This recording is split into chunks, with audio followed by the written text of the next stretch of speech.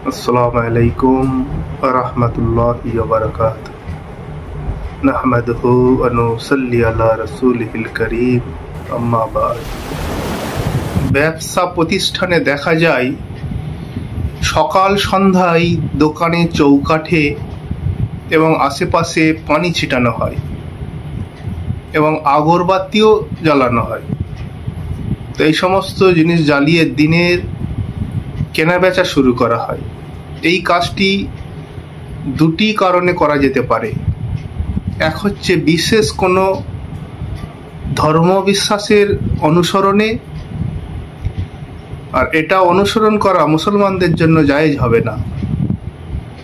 ২ নম্বর হচ্ছে দরজা এবং চৌকাঠের ধুলাবালি দূর করার জন্য পানি ছিটা দেওয়া এবং আগরবাতি জ্বালিয়ে পুরো পরিবেশকে সুগন্ধময় করা, যেন খরিদ্দার কিছুটা স্বাচ্ছন্দ্য অনুভব করেন।